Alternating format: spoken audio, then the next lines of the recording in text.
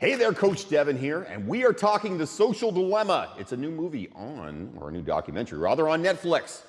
New documentary that's out there. It is about social media, how it makes you feel, how you feel about social media. It's a very interesting movie. You should go check it out. Before we get going, please click the like and subscribe down below and share this with your friends. I do this and pass on interesting fitness information, tips and tricks, ideas, ways for you to get more fit. I have been a trainer for 26, going on almost 27 years. We are that close to 27 years now. I own a couple gyms. This is an opportunity for me to help educate people out there who I don't see on a regular basis. So please pass this on to your friends. The idea of this is for me to pass on good information to you because there's a ton of bad information out there. There's a crap load, for lack of a better word, of terrible information and people lying to you on social media and on all other places. And what I try to do is tell it like it is. This is facts. This is science-based. This is how fitness actually works. Please pass this on to your friends. All right, The Social Dilemma. The Social Dilemma is a documentary film on Netflix. It is about how social media works, how we are all interacting on social media. Right now, we're interacting. This is social media. You are interacting and watching me on social media. So how does this stuff all work? Now, a client of mine suggested I watch this movie. They said, Devin, you love this movie. Obviously, I use social media a lot to market my gyms. That's what I do. It is probably one of the most effective ways to market gyms out there, or anything out there, really. And the idea that Social Dilemma basically talks about how we may be using an app for free. Facebook, Instagram, TikTok, whatever, Pinterest, LinkedIn, any of those things. We use this stuff for free. And we think it's free, but really it costs money.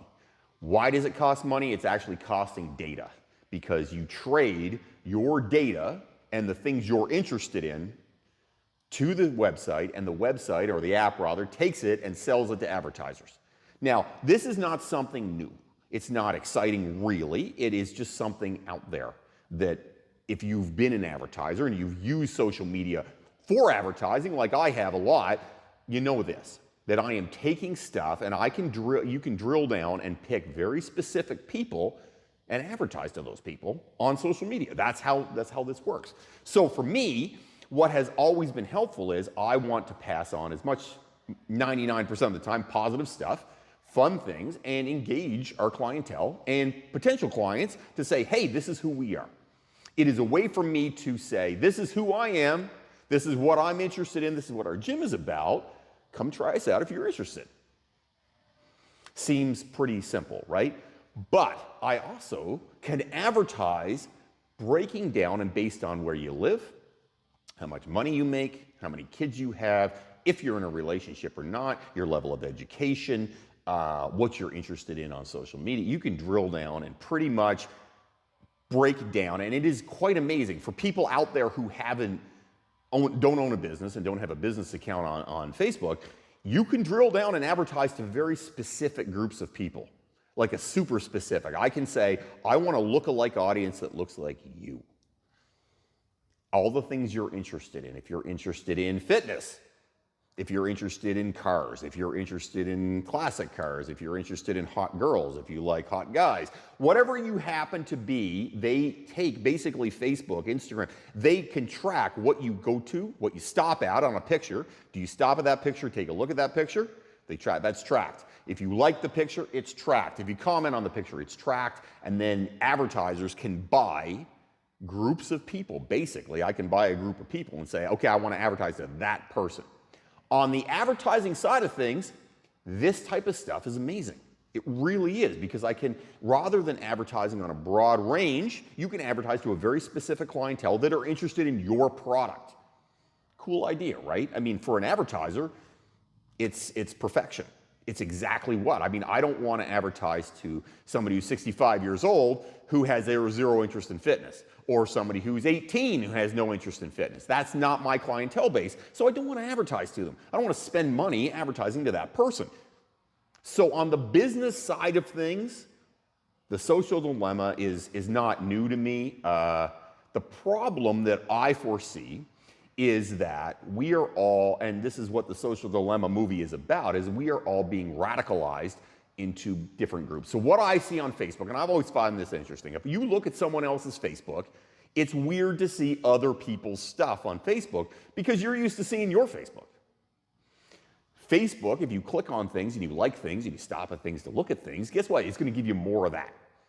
So you get more and more. If you want negative stuff, you can get negative stuff. You want positive stuff, you can get positive stuff. If you want things in the middle, you can get things in the middle. If you're political, you can get political stuff. You're Republican, you get more Republican stuff. You're a Democrat, you get Democrat stuff. And on top of that, you actually will get things telling you the other side is terrible. If you like conspiracy theories and you happen to be a crazy person that says conspiracy theories and whatever, the moon landing is faked or coronavirus is not real or whatever you happen to like, you will get more of that. Now, the danger of this is it radicalizes everybody because I don't see other sides of things. You don't see other sides of things. And if you're not smart enough to go look up other things and you go by social media, which a lot of people now are doing because they don't have time. It's not their fault. It's not because you're being an idiot. It's just you don't have time. And so you don't look at other people's stuff and you don't look at another side of an argument or an opinion. And then you create opinions and you create thought processes based around that. That's bad. That's basically in a nutshell, what the social dilemma is saying. We're all being radicalized by social media. We also are being hammered down by social media because we see perfection. And that's where this stuff comes in for me as a fitness person and a person who's interested in fitness and a person who owns gyms. There is a ton of the perfect body out there. For women, all they see is women who are perfection, right? They have no flaws. They're photoshopped to death. They're standing in a certain way. Everybody's posting, I don't know, whatever thong to hump day videos. They're posting hump day and here's my butt. They're seeing what, they think of as being perfection, right? The guys see it too. And on the other side, the guys are seeing these guys that are jacked to nobody's business. The women are seeing these guys that are jacked to nobody's business. The guys are, whatever you're into, you see. And how good is that for you? Well, that is dangerous. In a nutshell, it's dangerous because that is putting you in a position where you see something on social media and you think that's normal. I might see, so I'm a straight man, so I'm interested in women, obviously. So if I see attractive women all the time on social media and they always look picture perfect, what am I going to expect that women are going to look that way? Is that reasonable? No, not even close. If you're a straight woman interested in men, you're going to see these guys that are jacked to hell. And then what are you getting out there in real world? Well, the guys don't look like that because the guys on the social media don't actually look like that either. And that's the problem with social media. A lot of things are fake. I mean, people think quite often, everybody knows the internet is not all real. Everybody knows people are posting weird stuff that isn't real on the internet. However, quite often we believe it. We see somebody that's super jacked and, looking like $1 million a guy, and we're like, well, that's what he looks like. Well, no, he's dieted down for that. He's taken that picture, it's been photoshopped, it's been played with, it's all these things, filters have been put on it, and that's how you look now. Isn't that great? Well, no, it's not how you look. Same thing for women. They're posting a video or a picture. They've taken 10,000 pictures to get one picture they can post online.